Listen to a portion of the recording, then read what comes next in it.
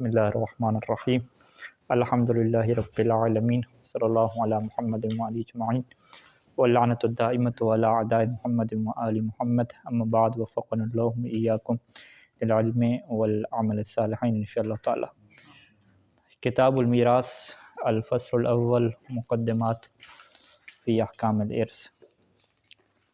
یہاں پہ جو ہے وہ کتاب المیراث میں جو اصل پریکٹیکلی جو بحث ہے وہ تیسری فصل میں جو ہے وہ آئے گی، کہ جس میں جو ہے وہ کیفیت ارث یعنی ارث تقسیم کرنے کی کیفیت کے اوپر بحث ہوگی، کہ اب ایک بندہ جو ہے وہ فوت ہو گیا ہے اور اس کا اتنا مال ہے تو اس کو کیسے تقسیم کرنا ہے، اس کے اتنے بچے ہیں، اتنی بیویاں ہیں، یہ اس کے دادے ہیں، یہ والدین ہیں۔ تو پریکٹیکلی جو بحث ہے حساب کتاب کی اور جو دقیق بحث شمار ہوتی ہے وہ تیسری کیا فصل میں موجود ہوگی۔ لیکن تیسری فصل سے پہلے جو ہے وہ دو چیزیں کیا ہیں ضروری ہیں بیان کرنا، اور اس میں جو فصل اول ہے اس کے اندر کیا ہے کچھ مقدماتی چیزیں بیان کریں گے، یعنی فصل اول میں کیا بیان ہوں گے وہ مقدمات اور تھیوریز بیان ہوں گی، اور فصل ثالث میں جا کے جو ہے وہ اس کا کیا ہوگا پریکٹیکل ہوگا۔ اور فصل اول کی جو تھیوریز ہیں ان کو بھی مکمل طور پہ جو سمجھنا ہے اور وہ جو چیز واضح ہو جانا ہے وہ تبھی ہوگی کہ جب فصل ثالث کا کیا پریکٹیکل کیا ہوگا واضح ہوگا۔ تو لہٰذا جو ہے نا پہلی فصل اور حتیٰ کہ جو دوسری فصل بھی ہوگی یہ یعنی ایک قسم کی مقدماتی کے آبھاس ہوں گی، اور یہ چیزیں بعض چیزیں اس میں سے ایسی ہوں گی جو مکمل واضح نہیں ہو سکیں گی۔ اگر ہم ان کو مکمل طور پر بھی واضح کریں مثالیں وغیرہ دے کے تو گویا کہ ہم تیسری فصل کی کیا بحث کرنا ہم نے شروع کر دی ہے۔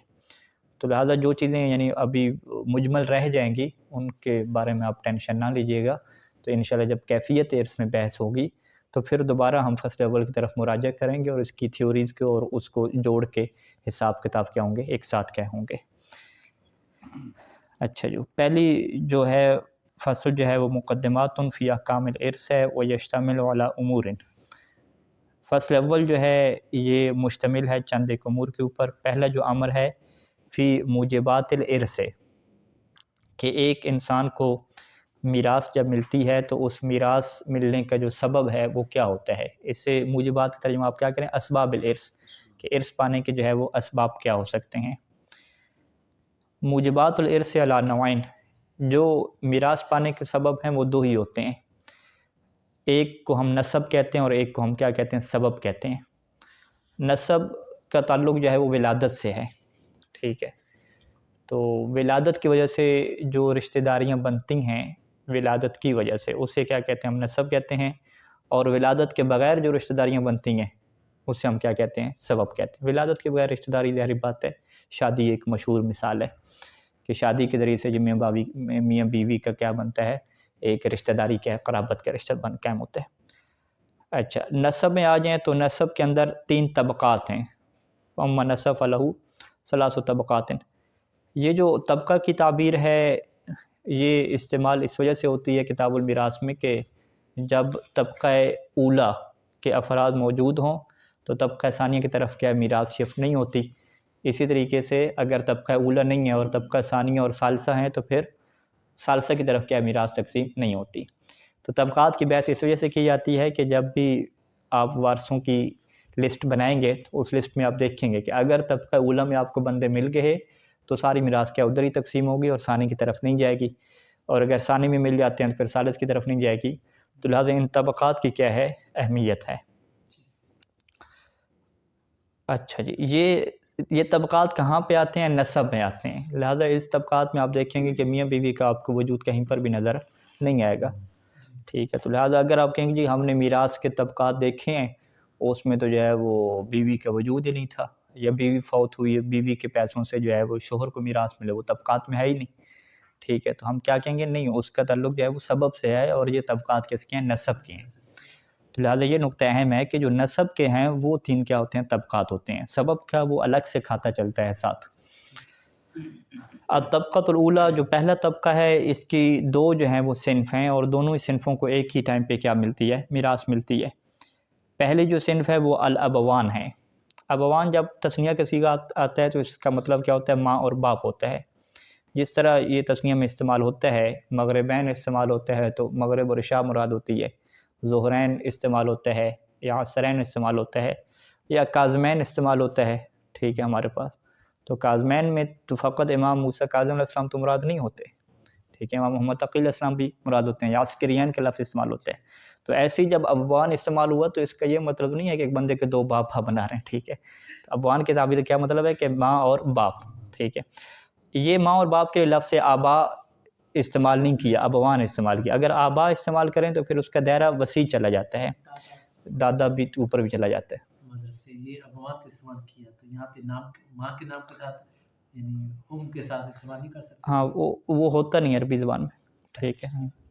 جیسے آپ کہیں کہ کاظمین ہم استعمال کرتے ہیں تو اس کو آپ جوادین استعمال کریں، عسکرین کو ادھر جو ہے وہ امام علی نقی علیہ السلام کا ہادیین کا استعمال کریں، اس طرح استعمال نہیں ہو رہا۔ ہاں نمازوں میں ہم نے دیکھا ہے مختلف استعمال ہو جاتے ہیں، مثلا عشاءین استعمال ہوتا ہے یہاں عربی میں، ہمارے یہاں مغربین مثلا استعمال ہوتا ہے، یہ اس طرح ہو جاتا ہے۔ اب وہ کس کی بیس پہ تسنیہ بنانی ہے یہ چیز سمائی ہے، اس کا کوئی قانون نہیں ہے کہ آپ نے تسنیہ کیسے بنانی، ٹھیک ہے۔ وہ قمران کا لفظ استعمال ہوتا ہے عربی میں، قمران کو کہتے ہیں، سورج اور چاند کو قمران کہتے ہیں، وہ شمسان نہیں کہتے، قمران استعمال ہوتا ہے۔ اغلبیت قاعدہ جاری ہوتا ہے یہاں پہ، میں نے سنا ہے لوگوں کو کہ بھائی شمس اور قمر تھا، ہم نے چاہے تسنیہ بنائے تو ہم نے قمر کو قاعدہ اغلبیت کے تحت قمرین بنا دیا، اس کی حالانکہ چھوٹا تھا قمر بیچارہ۔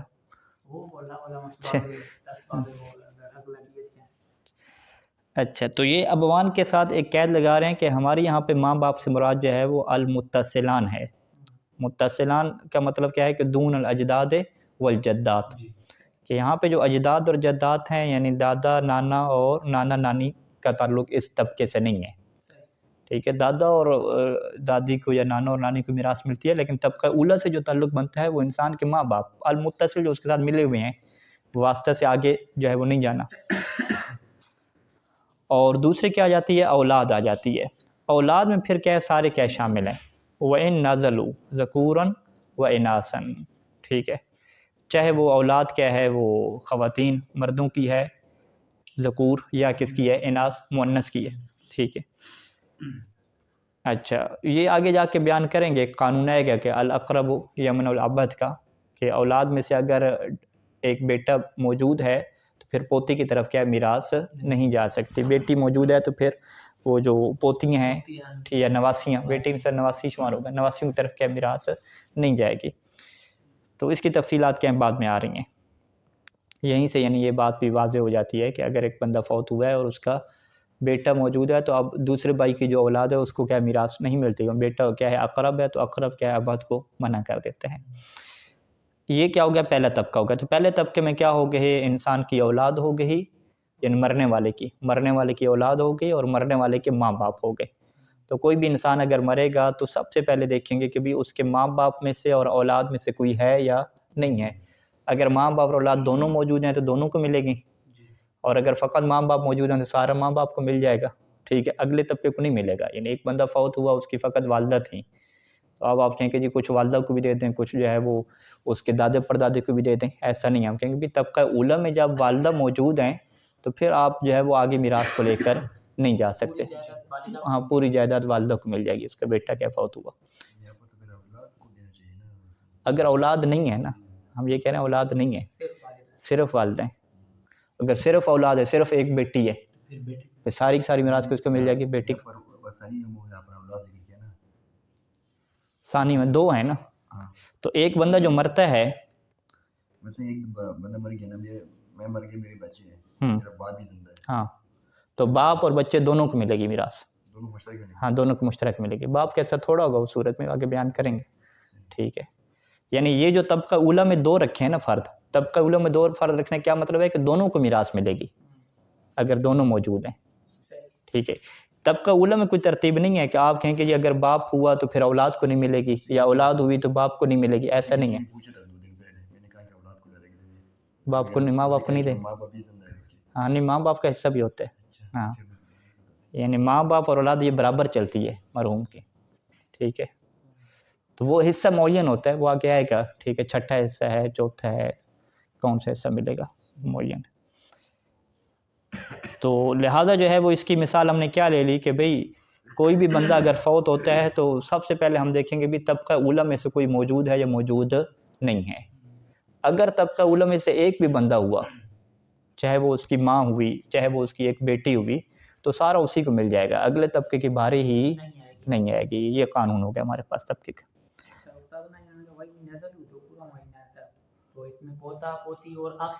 ہاں مثلا ایک بندہ فوت ہوا, اس کی بیٹے موجود نہیں ہے, اس کی ایک پوتی موجود ہے, ٹھیک ہے, ہاں وہ بھی طبقے اولے میں آ جائے. یعنی ایک بندہ فوت ہوا, اس کی جو ہے وہ ایک پوتی موجود ہے بس میراث میں, اور کوئی بھی نہیں ہے, یعنی طبقہ اولی میں کوئی نہیں ہے. طبقہ ثانی میں اس کے بھائی وغیرہ ہیں, اس کے بھائی ہیں یا دادا اس کا موجود ہے. اب وہ مرحوم کی پوتی کو سارا کا سارا مال مل جائے گا. ہم کیا کہیں گے, جو اس کی پوتی طبقہ اولی میں موجود ہے. ایک بندہ فوت ہوا, اس کی نواسی موجود ہے, تو سارا کا سارا مال کس کو مل جائے گا, نواسی کا مل جائے گا نسب کے اعتبار سے, ٹھیک ہے جی. تو سبب والے اگر اس کی سبب میں کیا آ جاتا ہے, بیوی آ جاتی ہے, شوہر آ جاتے ہیں, تو بیوی اور شوہر کو بھی ساتھ ملے گا اکٹھا, ٹھیک ہے. تو یہ پہلے ہم نے نسب دیکھنا ہے, نسب میں سبب طبقہ اولی ہے تو طبقہ اولی کو سارا ملے گا. پھر دوسرا دیکھیں کہ سبب والا کوئی موجود ہے یا موجود نہیں ہے, ٹھیک ہے. یعنی یہ جو بندہ فوت ہوا ہے, اس کی کیا بیوی موجود ہے یا بیوی موجود نہیں ہے, یا اگر ایک بندی فوت ہوئی ہے تو اس کا شوہر موجود ہے, شوہر موجود نہیں ہے, سبب کے اعتبار سے بھی دیکھ لیں گے. تو طبقہ اولی کا کیا مطلب ہو گیا کہ طبقہ کی جو دونوں صنفیں ہیں, دونوں صنفیں اگر موجود ہوئی تو دونوں میں تقسیم ہوگا. یہ نہیں ہے کہ دونوں صنفوں میں کوئی ترتیب ہے, دونوں صنفوں میں کوئی ترتیب نہیں ہے. طبقہ ثانیہ میں کیا ہے, اس کی بھی دونوں صنفیں بنائی ہیں, ٹھیک ہے. صنفان ایزن احدہما الاجداد والجدات, پہلی جو صنف ہے وہ اجداد اور جدات کی ہے. اجداد اور جدات کا عربی زبان میں جب لفظ موجود ہوتا ہے تو یہ نانے اور نانا اور دادی اور دادا دونوں کو کیا ہوتا ہے, شامل ہوتا ہے. یعنی جو جد کی تعبیر ہے, جد کا جو ترجمہ ہے وہ دادا سے بھی ہوتا ہے اور نانا سے بھی ہوتا ہے, یہ مشترک استعمال ہوتا ہے. اگر اس کو خاص کرنا ہو دادا کے لیے پھر آگے قید لگاتے ہیں, الجد من الاب. نانے کے لیے استعمال کرنا ہو تو کیا لگاتے ہیں, الجد من الام, ٹھیک ہے. تو ابھی یہاں پہ اجداد اور جداد کی جب تعبیر استعمال کی تو اس میں فقط دادا اور دادی کا ہم ترجمہ نہیں کریں گے, ٹھیک ہے. ہمارے ترجمہ میں کیا آ جائے گا, دادے دادیاں نانے اور نانیاں آ جائیں گے. وین علاو یعنی اگرچہ اوپر چلتے جائیں, ٹھیک ہے, ہاں وہ بھی سارے آ جائیں گے. تو یہاں پہ ایک لمحہ کے اندر, شعر لمحہ کے اندر ایک مسئلہ تھا اجداد ثمانیہ, کسی کے جائے وہ 8 دادے وہ بناتے تھے. تو 8 دادے وہ اجداد ثمانیہ سے 8 دادے کا مطلب یہ ہوتا تھا کہ وہ ایک اس کا دادا ہو گیا, ایک دادی ہوگی, ایک نانا ہو گیا, نانی ہوگی, 4 ہو گئے نا, اور اس کے اوپر کیا ہے بنا لیتے تھے, 4 بنا لیتے تھے. ہاں یوں کر کے اجداد ثمانیہ کہتے ہیں جی, اجداد ثمانیہ ہیں. اب اجداد ثمانیہ کی میراث کیسے تقسیم ہوگی, یہ ایک ٹیکنیکل مشکل مسئلہ شمار ہوتا تھا. اجداد ثمانیہ جی. ثانیہما دوسرا جو طبقہ ہے وہ اس میں نہیں, دوسرے طبقے کی جو دوسری صنف ہے اس میں الاخوۃ والاخوات و اولادہم و ان نزلوا, ٹھیک ہے. بھائی اور بہنیں, بھائی بہنیں کس کی مراد لیں گے, مرحوم کی. یہ ٹوٹی جو بحث رشتہ داریاں کس کی بنانی ہے, مرحوم کی بنانی ہے. اچھا بھائی اور بہنیں ہو گئیں, اور بہن اور بھائیوں کی اولاد و ان نازلوا, اگرچہ وہ جتنا آپ نیچے چلتے جائیں, ان میں ترتیب رہے گی. اگر بھائی موجود ہے تو اس دوسرے بھائی کی اولاد کو جائے گی, یہ نہیں ہے کہ وہ اس میں ترتیب آگے جا کے ذکر کریں گے. تو ہم یوں بناتے ہیں, مثال بناتے ہیں اس کی کہ ایک بندہ فوت ہوا, اب اس کی جو ہے وہ والدین بھی نہیں ہیں, شادی اس کی ہوئی نہیں ہے, اس کے بچے بھی نہیں ہیں, ٹھیک ہے جی. یعنی نسب میں کوئی نہیں ہے, چلیں بیوی ہو اس کی, نسب میں کیا ہے, طبقہ اولی میں سے کوئی نہیں ہے. اب طبقہ اولی میں سے کوئی نہیں ہے, یعنی والدین بھی نہیں ہیں اس کے اور اولاد بھی نہیں ہے, طبقہ اولی ختم ہو گیا, ٹھیک ہے. اب آ جائیں طبقہ ثانی میں, ہم دیکھیں گے طبقہ ثانی میں جو اس کا کوئی بھائی بہن ہے یا نہیں ہے. وہ کہتا ہے جی بھائی بہن ہے, تو بھائی بہن ہوگی تو اس کی بھائی کو میراث ساری مل جائے گی, یا اس کا دادا ہوا تو دادے کو مل جائے گی, ٹھیک ہے. یا فرض کریں کہ ہم کہتے ہیں کہ اس کی جو ہے وہ بھائی کی اولاد موجود ہے, بھائی وغیرہ بھی نہیں ہے, بہنیں بھی نہیں ہیں, اس کے بھائی کا جو ہے وہ ایک بیٹا موجود ہے, جسے ہم کیا کہ بھتیجا کہتے ہیں, ٹھیک ہے جی. ایک بھتیجا اس کا موجود ہے, تو ایک بندہ فوت ہوا, اس کا بھتیجا موجود ہے, تو اس کی میراث ساری کی ساری کس کے پاس چلی جائے گی, اس کے بھتیجے کے پاس چلی جائے گی. اگلا جو طبقہ ہے اس کے جو مرحوم کے جو چاچے ہیں اور جو مامے ہیں, ان کی طرف کیا یہ نہیں جائے گی. کیوں, کیونکہ یہ طبقہ ثانیہ میں کیا آتے ہیں, بھائی اور بھائی کی اولاد آتی ہے. تو بھائی یا بھائی کی اولاد میں سے ہے اگر, تو پھر جو ہے وہ ٹرانسفر جو ہے وہ چچے اور ماموں کی طرف کیا میراث نہیں جائے گی. تو یہ کیا ہے ہمارے پاس قانون آ جائے گا. ہاں بھتیجے دونوں کو ملے گی. ہاں یعنی یہ بھی اچھی مثال ہوں گی, ایک بندہ فوت ہوا, اس کا ایک نانا ہے اور ایک کیا بھتیجا ہے, پھر دونوں کو کیا ملے گی اور ان کے حصے کیا موجود ہیں. تو طبقہ ثانیہ کہ اگر دونوں صنفیں موجود ہیں تو دونوں کو کیا میراث ملے گی؟ اگر ایک طبقے کے افراد ہوں گے تو ان میں تقسیم ہوگا، لیکن اگر اس سے فرض کے ایک طبقے کے افراد موجود ہیں لیکن جو دوسرے افراد موجود ہیں وہ اس طبقے کے نہیں، اس کے بعد والے طبقے کے ہیں تو وہ پہلے والا مقدم ہوگا. ہاں پہلے والا مقدم ہوگا، دوسرے کو نہیں ملے. ان کی باری ٹھیک، نہیں ہے. باری نہیں آئے گی. باری نہیں ہے. اب طبقہ تو ثالثہ، تیسرا جو طبقہ ہے اس کی جو ہے وہ ایک ہی صنف ہے، اس کے اندر دو کیٹیگری نہیں ہے، اور وہ کیا ہے؟ الاعمام والاخوال. عمام چچے کو کہتے ہیں، یعنی مرحوم کا چچا کون بنے گا؟ مرحوم کے والد کا بھائی، ٹھیک ہے. اور اخوال ماموں یعنی مرحوم کی والدہ کے بھائی. وَإِنْ عَلَوْا اگرچہ یہ کیا ہے اوپر چلے جائیں. اوپر کیسے چلے جائیں؟ كَأَعْمَامِ الْآبَاءِ وَالْأُمَّهَاتِ وَأَخْوَالِهِمْ. آبا اور امہات، اس کے آبا اور امہات لے لیں مرحوم کے اس کے چچے، یعنی اس کے والد کا چچا ہو گیا، اس کے دادے کا چچا ہو گیا، اس کے نانے کا چچا ہو گیا، یوں اوپر چلے جائے گا. یہاں پر یہ ہے کہ ہم کتب تواریخ و سیرت میں پڑھتے ہیں تو جناب ختمی مرتبت فدا و ابی امی کے جو چچا تھے عباس بن عبد المطلب، وہ بھی آتے تھے اور کہتے تھے مجھے اس چاہیے نبی مکرم کا، جبکہ طبقہ اولیٰ میں بیٹی موجود تھی. بیٹی موجود تو تھی. یہ کیوں گئے تھے؟ یہ آگے اہل سنت کا ایک مسئلہ ہے. اچھا، ہمارے یہاں مرویات میں نہیں. ہمارے یہاں جو ہے نا طبقہ اولیٰ میں جو بیٹی کو ملتا ہے نا نصف ملتا ہے. ایک تعصیب کی ہم آگے بحث آئے گی، الاولو و تعصیب ایک باقاعدہ بحث لکھیں گے کہ بس بیٹی کا قانون کیا ہے کہ اگر جو ہے وہ بیٹی کا کوئی مرحوم کے جو ہے وہ بیٹا نہیں ہے، فقط ایک بیٹی ہے، تو اس کا جو قرآن نے حصہ معین کیا نصف ہے. ٹھیک ہے، نصف ہے. نصف کے بعد جو باقی میراث بچ جاتی ہے تو یہاں پہ قانون ہمارے یہاں کیا ہے کہ ردن علیہ، کہ وہ بھی واپس اس کی طرف پلٹ آئے گا، بیٹی کی طرف. نصف جو ہے وہ اس کو فرض کے طور پہ ملے گا جو قرآن میں سہم معین ہوا ہے، باقی جو نصف ہے وہ اسی کو دوبارہ واپس کرنا ہے. اہل سنت والے کیا کہہ رہے ہیں؟ وہ کہتے ہیں نہیں، نصف اس کو نہیں ملے گا، نصف اگلے طبقہ میں کیا ہو جائے گا؟ ٹرانسفر ہو جائے گا. ہاں یوں کر کے یہاں پہ کیا اختلاف ہے، اس کو کیا بیان کریں گے بعد. اہل سنت کا اور جو تشیع کا اختلاف ہے بنیادی طور پہ وہ یہی ہے. ٹھیک ہے، ارث میں، ہاں ارث میں تعصیب کے اندر کیا اختلاف ہے، اس کی بڑی روایات ہیں اور بڑے اس کے اوپر مناظرے بھی موجود ہیں جی. قرآن سے دلائل دیے جاتے تھے چچوں کو ملتا ہے یا نہیں ملتا. ٹھیک ہے،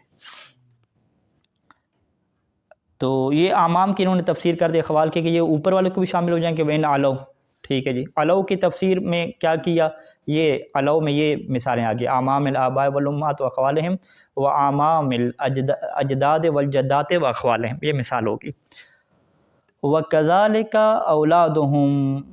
اب اس کو دوسری صنف بنانی چاہیے تھی لیکن ایک ہی صنف ہے. اسی طریقے سے جو ہے وہ ان کی اولاد بھی ہوگی، چچا کی اولاد یعنی کزن کی جو باری آپ کی آتی ہے، ہاں کزن اولادہم. وَإِن نَازَلُوا اگرچہ وہ اولاد نیچے آ جائے، چچا کی اولاد کی اولاد، چچا کی جو اولاد کزن ہے، پھر کزن کی کیا اولاد ہے. یعنی ایک بندہ فوت ہوا، اب آپ کہتے ہیں کہ اس کا جی والد بھی نہیں ہے طبقہ اولیٰ میں، اولاد بھی نہیں ہے، ٹھیک ہے، اس کا بھائی بھی نہیں ہے، اور کیا ہے جی دادا بھی نہیں ہے، اور ہم کیا کہتے ہیں اس کا ایک کزن ہے، ٹھیک ہے، یا اس کی خالہ کی بیٹی ہے. تو یہ جو میراث اس کی چلی جائے گی وہ کس کے پاس چلی جائے گی؟ خالہ کی بیٹی کے موج ہو جائے گی. ٹھیک ہے، واضح. لیکن ایسا کوئی بیچارہ غریب ہو کہ جس کے جو ہے وہ وارثوں میں فقط خالہ کی بیٹی بچی ہو، کوئی اس کا بھائی بھی نہ ہو، جناب علی کچھ بھی نہ ہو، تو ہو سکتا مشکل ہے. بھائیوں کی اولاد بھی نہ ہو مثلا اس کی، فقط جو ہے وہ کزنیں بچی ہیں اس کے. ہاں اچھا، بم پھاٹ. اچھا، وَإِن نَازَلُوا یہ ہو گیا جی اولاد جو ہے ان کی، کا اولاد اولادہم و اولاد اولادہم وہکذا.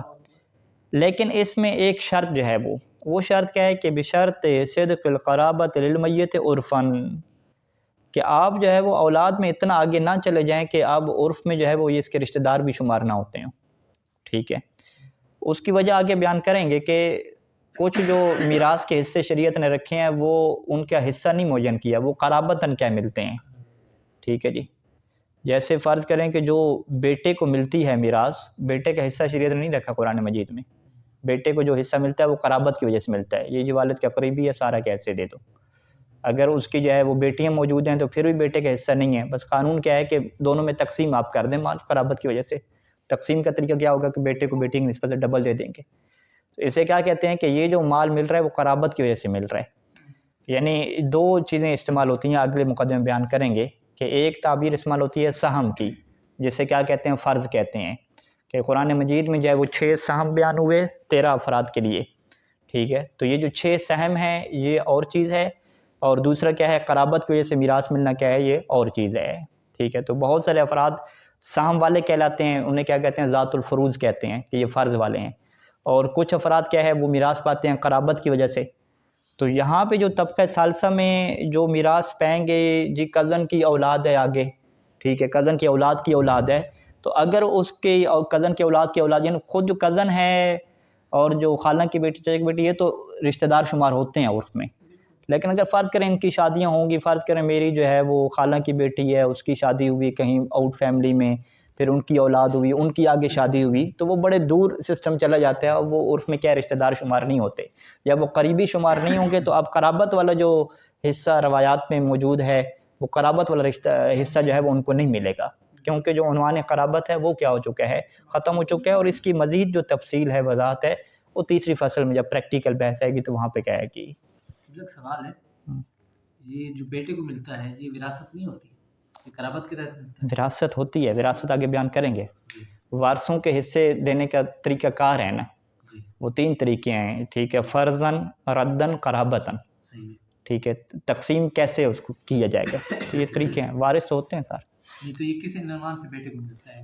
یعنی فرض کے وجہ عنوان سے نہیں ملتا، سہم نہیں ہوتا ہے اس کا، سہم نہیں رکھا شریعت نے، یہ سارا کا سارا اس کا ہے بھائی، قریبی ہے یہ، ٹھیک ہے، فقط قرابت کی وجہ سے آ رہا ہے، قرابت کی وجہ سے آ رہے ہیں، ہاں ہوتے تو سارے قرابی ہیں نا، نسب سارے قریبی ہیں، لیکن یہ اصطلاح خاص ہے شریعت کی، میراث میں کیا کچھ اصطلاحیں ہیں، جیسے میراث کو کیا فریضہ کہتے ہیں، اب ہم کہیں فریضہ کیسے کہتے ہیں، نماز فریضہ ہے کہ نماز ہے، تو وہ خود جو میراث ہے نا پیسہ جو ہے، پیسہ زمین ہے، وہ کہتے ہیں یہ جو فریضہ ہے، ٹھیک ہے، یہ اصطلاح ہے ایک، وہ کہتے ہیں جی فریضہ ہم تقسیم کر رہے تھے تو جو سام ہمارے تھے وہ سام جو ہے وہ زیادہ ہو گیا، فریضہ تھوڑا ہو گیا، یہ بحث ہوتی ہے، یا جی فریضہ بچ گیا، ٹھیک ہے۔ اب مثال طور پہ ایک بندے کا جو ہے 6 لاکھ کیا میراث تھی، 6 لاکھ میں آپ نے جو ہے وہ رشتہ داروں کو نکالا جن میں تقسیم کرنی تھی، ایک کو چھٹا حصہ دینا تھا، ایک کو جو ہے وہ فرض کریں آدھا حصہ دینا تھا، ایک کا نصف تھی میراث فرض میں، ایک چھٹے تھی، تو اب جو نصف اور چھٹا حصہ یہ پورے مال کے اوپر تقسیم ہوگا، یہ نہیں ہے کہ پہلے چھٹے والے کا نکال لیں پھر باقی جو بچے اس کا نصف،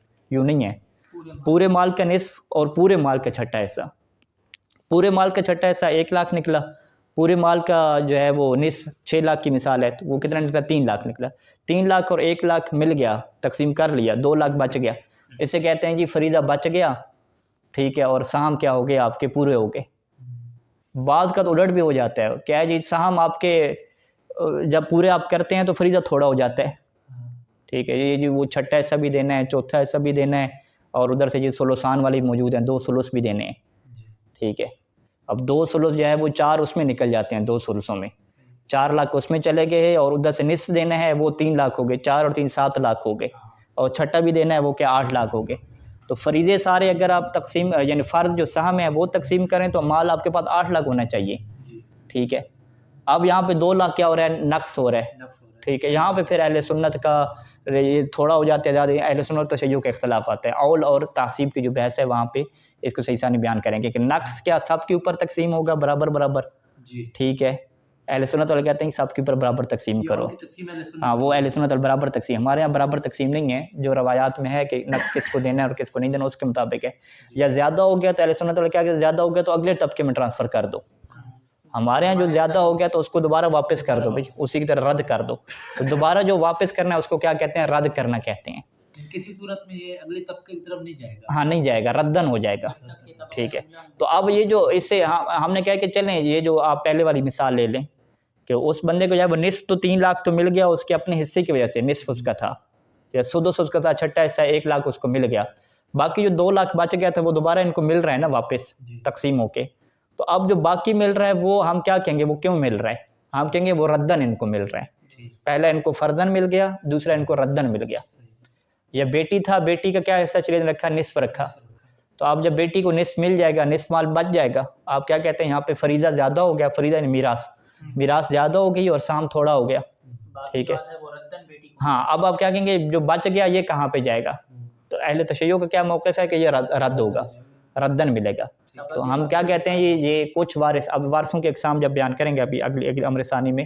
کہ کچھ وارث ایسے ہوتے ہیں کہ جن کو جی فرضاً بھی ملتا ہے ردن بھی ملتا ہے، کچھ ایسے ہوتے ہیں جن کو فرزن بھی ردن بھی قرابتن بھی اس طریقے سے، یعنی فرزن اور قرابتن نہیں ہوتے، یا قرابتن ہوتا ہے یا فرزن ہوتا ہے، یہ آگے بحث آ رہی ہے انشاءاللہ۔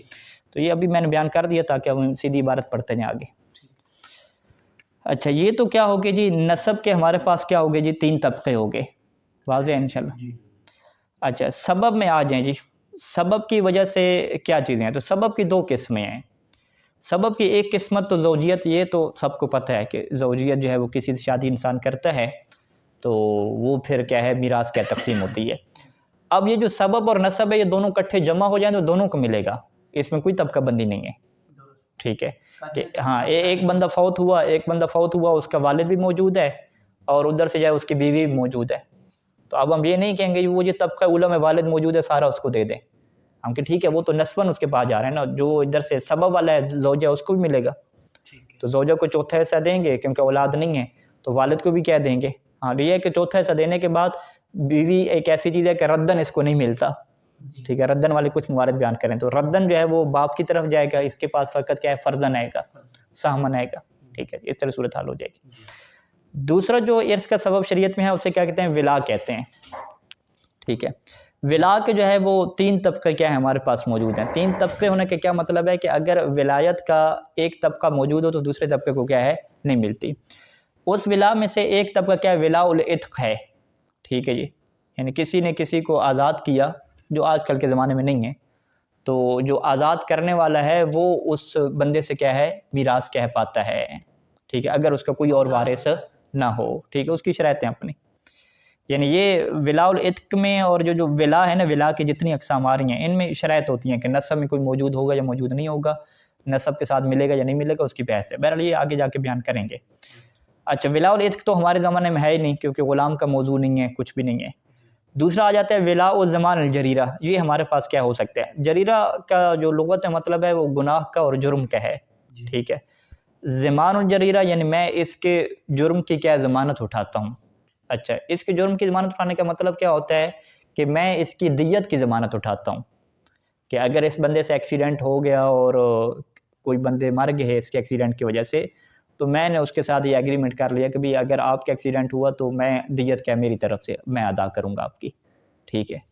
تو اس سے کیا کہتے ہیں جی اس نے ولایت لے لی، کس چیز کی ضمانت کی، اس کی جو جنایت ہوگی، جو جرم اس کا ہوگا، جو اس کی غلطی ہوگی، قتل جان بوجھ کے کرے یا کیا ہے غلطی سے کوئی قتل ہو جائے یا کسی کو مارے فرض کریں بازو وغیرہ توڑے تو دیت اس کو دینا پڑے گی، تو جس نے یہ ضمانت لی ہے اور ولایت لی ہے کہ میں جو ہے وہ دیت میں ادا کیا کروں گا آپ کی، تو اب وہ اس کو کیا شریعت دیتی ہے اختیار کہ جیسے آپ اس کی دیت ادا کریں گے، اگر یہ بندہ مرے گا تو اس کے وارث بھی کیا بنیں گے، آپ بنیں گے، ٹھیک ہے، اس کی تفصیل بھی کیا ہے بعد میں آنے والی ہے۔ تیسرے نمبر پہ کیا ہے ولا الامامت رہتی ہے۔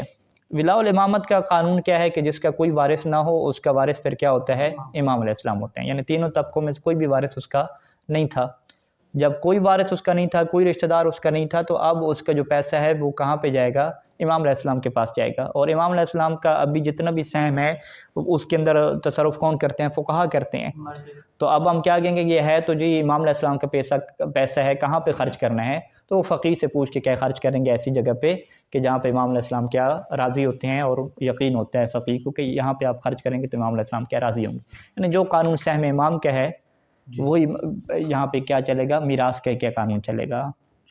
پھر یہاں پہ وہ بحث ہے کہ جو ولد الزنا ہوتے ہیں مثلا، ٹھیک ہے، اب وہ بچہ فوت ہوتا ہے تو اس کی کوئی رشتہ داری نہیں بنتی، ٹھیک ہے، تو اس کی میراث کس کے پاس جائے گی پھر، ٹھیک ہے، تو وہ پھر بیان کریں گے اس کی میراث کیا ہے۔ آج کل کے زمانے میں دیکھا جائے تو وہ فقیہ کی اجازت سے کیا خرچ کریں گے سہم امام کے طور پہ بہت ساری جگہوں پہ۔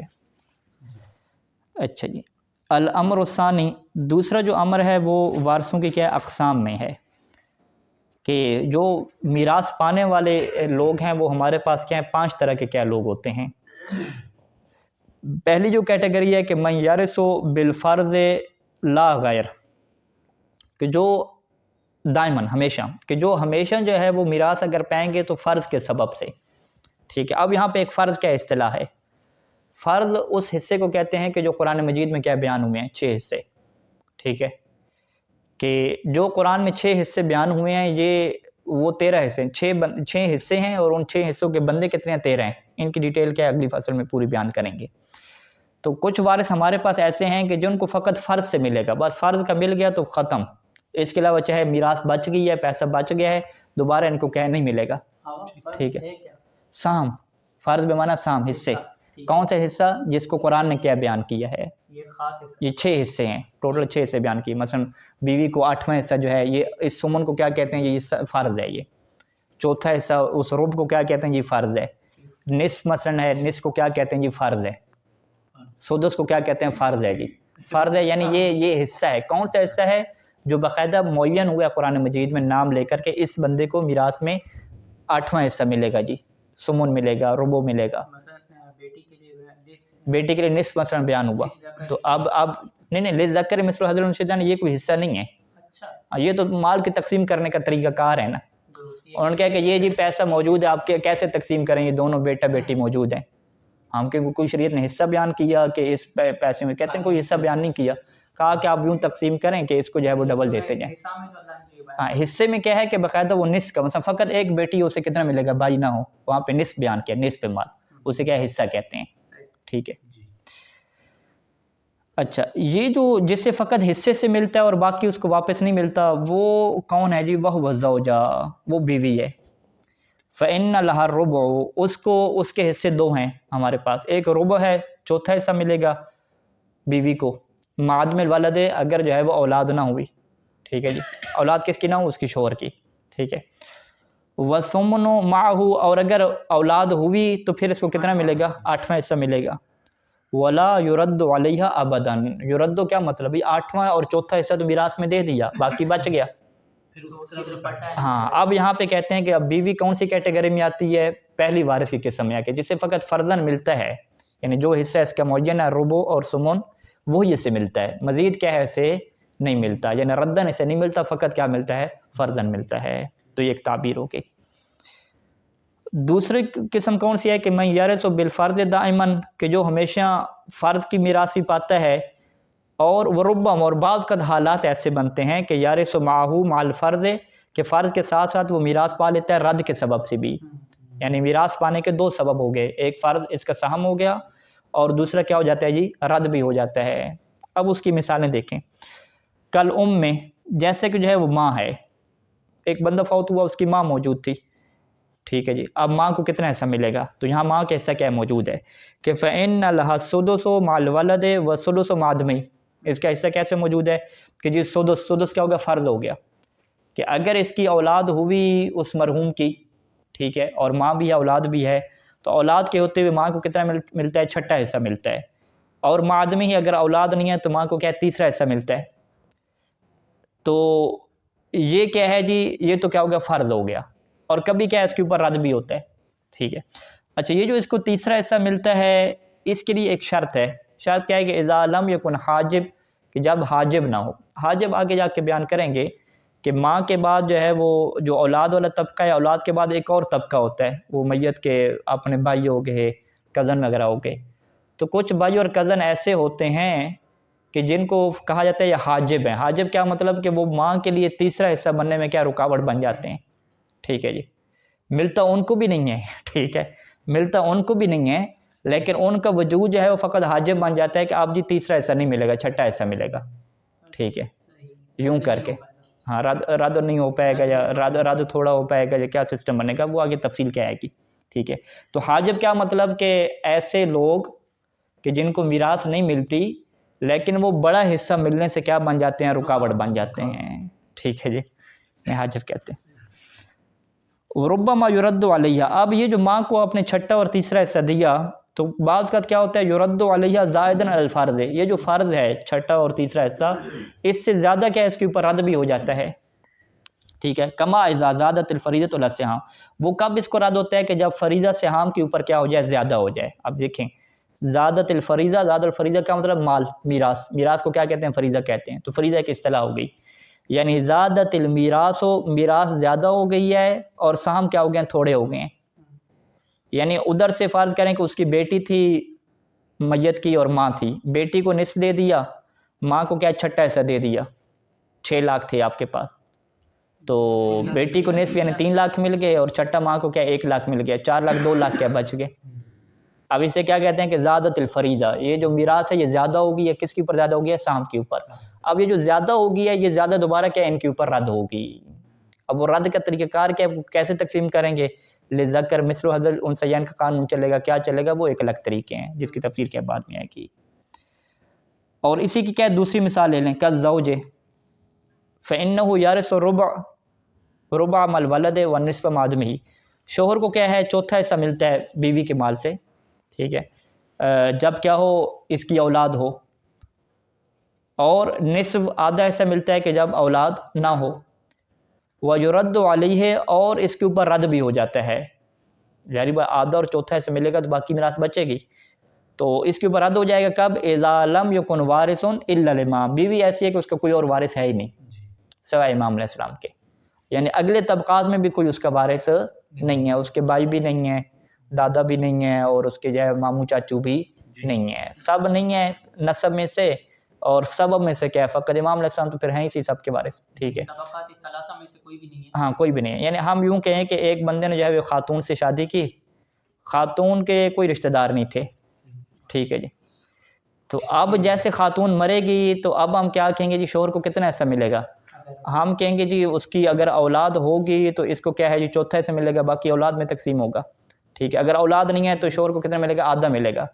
اب یہ باقی پراپرٹیز کو کیسے ملے گی؟ ہم کہیں گے اگر اس کے کوئی اور وارث نہیں ہے تو پھر سارا کے سارا اس کے شوہر کو مل جائے گا، ٹھیک ہے، تو اب باقی جو اس کو مل رہا ہے وہ فرض کی وجہ سے مل رہا ہے، فرض تو وہ نصف اور ربع ہے، باقی کس کی وجہ سے مل رہا ہے؟ ردن مل رہا ہے۔ اچھا جی، من یرث بالفرض تارۃ وبالقرابۃ اخری، تیسری کیٹیگری کیا ہے کہ جن کو کبھی فرض کی وجہ سے بھی مل جاتا ہے اور کبھی کیا ہے فرض کی وجہ سے نہیں ملتا بلکہ قرابت کی وجہ سے مل جاتا ہے، یعنی یہاں پہ ایک تیسری اصطلاح آگی قرابت کی، یعنی ایک فرضاً کی اصطلاح آپ نے پڑھ لی، ایک ردن کی پڑھ لی، اور تیسری کیا قرابت کی آگے، ٹھیک ہے، کہ رشتہ داری کی وجہ سے جی ملتا ہے، قرابت کی وجہ سے۔ اب اس کی مثال دیکھیے گا، کل اب جیسا کہ والد ہے، فإنه يرث بالفرض، اس سے فرض والا کب ملتا ہے؟ مع وجود الولد، کہ اگر مرحوم کا کیا ہے جی بیٹا موجود ہو، بیٹا موجود ہو تو والد کو کتنا ملتا ہے؟ یہ کہاں پہ ذکر کیا؟ ہاں یہ ماں کو چھٹا ملتا ہے تو پھر چھٹا میرے خیال ملتا ہے، چھٹا شاید ماں کو چھٹے تو ماں کو چھٹا، ماں و دونوں موجود ہوں، سدس دونوں کو دیے جانے کے باقی چھٹا ملتا ہے، ٹھیک ہے، چھٹا ملتا ہے، پھر ماں باپ کو ہاں، یعنی اب والد ہو گیا، اب والد ہے تو والد کا اب جو مجھے یاد پڑ رہا ہے انشاءاللہ بعد میں دیں گے، فی الحال فرض ہم کرتے ہیں کہ والد کو فرض کریں، اس کا فرض کتنا ہے؟ چھٹا حصہ ہے، ٹھیک ہے جی، تو کب اسے چھٹا حصہ ملتا ہے؟ جب بیٹا یعنی مرحوم کی کیا اولاد بھی ہو، اولاد کو بھی دیں گے، اولاد کو دینے کے ساتھ والد کو کیا چھٹا حصہ کیا مل رہا ہے، ٹھیک ہے سدس ہی ہے، وبالقرابۃ مع عدم، اور اگر ایک بندہ فوت ہوا اس کی اولاد ہی نہیں ہے، فقط اس کا ایک والد ہے، اب یہاں پہ یہ نہیں کہیں گے کہ والد کو جو ہے وہ چھٹا بھی دیں اور باقی رد بھی کریں، نہیں، ہم کہیں گے یہاں پہ چھٹے حصے کو جو وجود تھا نا اس کا وجود مشروط تھا اولاد کے ساتھ، بغیر اولاد والا کوئی حصہ موجود نہیں ہے والد کا۔ شوہر اور بیوی کا تو حصہ ہم دو کیٹیگری میں بنا رہے تھے نا، یہ شوہر کو جی کتنا ملے گا؟ ربع، چوتھا حصہ ملے گا اگر بیوی کی اولاد ہے، اور اگر اولاد نہیں تو پھر کتنا ملے گا؟ پھر بھی شریعت نے بیان کیا حصہ جی آپ نصف دیں گے۔ باپ کی نسبت سے یہ نہیں کہا کہ اگر اولاد نہیں ہوگی تو باپ کو کتنا ملے گا، نہیں، اس کا حصہ فرض والا ذکر ہی نہیں ہے، فرض والا ذکر کب ہے؟ اولاد کے ساتھ ہے، یہ اولاد ہوگی تو چھٹا حصہ، یہ فرض والا ذکر ہے، تو جب اولاد نہیں ہوگی تو حصہ اس کا ذکر ہی نہیں ہے، جب حصہ ذکر نہیں ہے تو پھر کیا اس کی میراث نہیں دیں گے؟ کہتے نہیں، پھر اس کی میراث ساری کی ساری مل جائے گی، اور وہ کس وجہ سے ملے گی؟ قرابت کی وجہ سے مل جائے گی، اس کو آپ ردن بھی نہیں کہہ سکتے اور فرضن بھی کیا ہے نہیں کہہ سکتے، وہ کیا کہیں گے؟ قرابت کے کھاتے میں ڈال دیں گے۔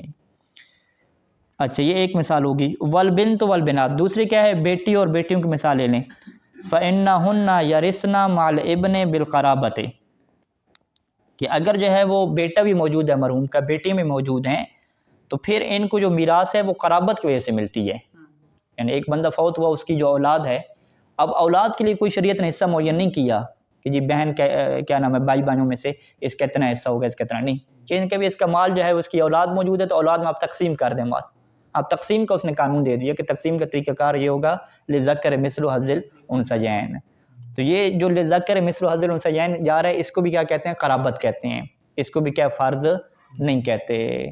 مثل حظ الانثیین یہ کوئی فرض نہیں ہے، فرض میں کیا ہوتا ہے؟ فیصد معین ہوتا ہے، فیصد جی لکھیں آپ، نصف لکھیں، ثلث لکھیں، سدس لکھیں، ربع لکھیں، یہ والی فیصد اس کو فرض کہتے ہیں۔ یہ کہنا کہ تقسیم کر دو اس کا ڈبل دے دو، ٹرپل دے دو، اس سے کوئی فیصد نہیں کہتے، یہ تقسیم کا کیا ہوتا ہے؟ طریقہ کار ہوتا ہے۔ وَبِدُونِ ہی، بدون کیا مطلب؟ یعنی بدون الابن، اگر اس کے بیٹے اور بیٹیاں ہیں یا فقط بیٹی ہیں، کہتے نہیں بدون یعنی بدون الابن، بیٹا کوئی نہیں ہے، فقط کیا بیٹی ہیں، فقط بیٹی ہیں، تو پھر بیٹیوں کا حصہ کیا یہاں پہ موجود ہے؟ فرض۔ وہ کیا فرض موجود ہے؟ وہ فرض کیا ہے جی؟ نصف ہے، ٹھیک ہے۔ اب یہ نصف جو فرض لکھا ہوا ہے تو باقی کی اس سے ملے گا؟ ہاں، اس کو باقی بھی مل جائے گا، باقی ردن مل جائے گا، ٹھیک ہے جی۔ دو مثالیں ہوں گی۔ تیسری مثال والأخت والأخوات للأب او للأبوین، بھائی اور بہنیں ہیں، بھائی اور بہنیں یا باپ کی طرف سے ہوتی ہیں یا ماں باپ دونوں طرف سے ہوتی ہیں، ٹھیک ہے جی۔ ہمارے پنجاب میں عام طور پہ کلچر کیا چلتا ہے کہ ماں اور باپ ابوین کا چلتا ہے کہ ماں اور باپ دونوں کی طرف سے بہن بھائی ہوتے ہیں نا، ٹھیک ہے۔ زیادہ شادیوں کا رواج نہیں ہے، ٹھیک ہے۔ تو جب زیادہ شادیوں کا رواج بنتا ہے تو پھر یہ کیا آتی ہیں؟ مشکلات آتی ہیں کہ آپ بھائی بہنوں میں فرق کرتے ہیں، یہ بھائی بہن ماں باپ دونوں کی طرف سے ہیں یا فقط کیا ہے؟ باپ کی طرف سے یا فقط ماں کی طرف سے، ٹھیک ہے۔ اب یہاں پہ تعبیر دیکھیے گا کہ بھائی اور بہنیں للاب او للابوین، تیسری کیٹیگری رہی تھی للام، ام والی کو یہاں پہ نہیں دیکھا، ٹھیک ہے جی۔ بھائی اور بہنیں جو باپ کی طرف سے ہوں یا جو ہے وہ کس کی طرف سے ہوں جی؟ ماں اور باپ دونوں کی طرف سے ہوں، تو فإنہن یرثن مع الأخ بالقرابۃ، تو اگر ان کا کوئی بھائی موجود ہے تو اس صورت میں کوئی حصہ نہیں ہے، پھر قرابت والا قانون چلتا ہے، ٹھیک ہے جی، پھر قرابت والا چلتا ہے۔ اور ومع عدمہ ہی، اور اگر کیا ہے بھائی نہیں ہے، فقط کیا ہے مرحوم کی بہنیں ہیں، تو پھر وہاں پہ کیا ہے؟ فرض والے کیا ہے حصے موجود ہیں کہ جس کی تفصیل کیا ہے بعد میں آئے گی۔ چوتھی مثال کیا ہے؟ اخوہ اور اخوات، اخت اخوات یعنی بہنیں، اخوہ اخوات کیا مطلب؟ بھائی اور بہنیں دونوں ہوں، ٹھیک ہے، لیکن یہ کس کی طرف سے؟ من الام، اوپر اب اور ابوین کو ذکر کر دیا، ام کیا بچ گئی تھی نا، ٹھیک ہے، ابھی ام کو ذکر کر رہے ہیں۔ اخوہ اور اخوات جو ام کی طرف سے ہوتی ہیں ان کا کیا کھاتا ہے کہ فإنہم یرثون بالفرض، تو ان کے لیے فقط فرض کا کیا حصہ ذکر ہوا ہے، وہ بھی کب؟ اذا لم یکن جد للام، کہ جب یہاں پہ نانا کیا ہے موجود نہ ہو تو پھر ان کا کیا فرض ہے۔ اور اگر جو ہے وہ نانا موجود ہوا تو پھر کیا ہے؟ بالقرابت معه، نانے کے ہوتے ہوئے پھر کیا فرض نہیں ہے بلکہ وہاں پہ کیا ہے؟ قرابت کا کیا ہے قانون چلے گا، ٹھیک ہوگی۔ اچھا ٹائم اگرچہ زیادہ ہو گیا لیکن پڑھ دیں اس کو۔ من لا یرث الا بالقرابت، چوتھی کیٹیگری وہ ہے کہ جسے جو ہے وہ فقط اور فقط قرابت کی وجہ سے ہمیشہ ملتا ہے، ٹھیک ہے۔ کل ابن، جیسا کہ ایک بندہ فوت ہوا اس کا ایک ہی بیٹا ہے، ٹھیک ہے، تو بیٹے کو جو ہے وہ فقط کس سے ملے گا؟ قرابت کی وجہ سے ملے گا۔ کل اخوت للابوین او للاب، یا اس کے جو ہے فقط بھائی موجود تھے باپ کی طرف سے یا ماں باپ دونوں کی طرف سے، تو اس کو کیا قرابت کی وجہ سے، یعنی ایک بندہ فوت ہوا فقط اس کا بھائی تھا تو سارا پیسہ اس کو کیا قرابت کی وجہ سے مل جائے گا۔ والجد والاعمام والاخوال، اسی طریقے سے جد اعمام اور اخوال میں بھی یہ قانون ہے، فوت ہوا فقط اس کا چچا موجود تھا، فوت ہوا فقط اس کا دادا موجود تھا، تو یہاں پہ کوئی حصہ نہیں ہے، سارے کے سارا جو ہے وہ قرابت کی وجہ سے دے دیا جائے گا۔ پانچواں کیا ہے کہ من لا یرث بالفرض ولا بالقرابت، کہ جس کو نہ فرض کی وجہ سے ملتا ہے نہ ہی قرابت کی وجہ سے ملتا ہے، قرابت یعنی کوئی رشتہ داری بھی اس کی نہیں ہے، ٹھیک ہے۔ بل یرث بالولا، بلکہ وہ ولا کے سبب سے پاتا ہے، وہو المعتق، اور وہ آزاد کرنے والا ہوتا ہے۔ اور دوسرا کیا ہے؟ ضامن الجریرہ ہوتا ہے، یا تیسرے نمبر پہ کیا ہے؟ والامام علیہ السلام ہوتے ہیں۔ تو سارا مال جو امام علیہ السلام کو دے دینا ہے تو یہ فرض اور قرابت کی وجہ سے نہیں دے رہے بلکہ کیا ہے؟ یہ ولا کے سبب سے دے رہے ہیں۔ اللہم صلی علی محمد۔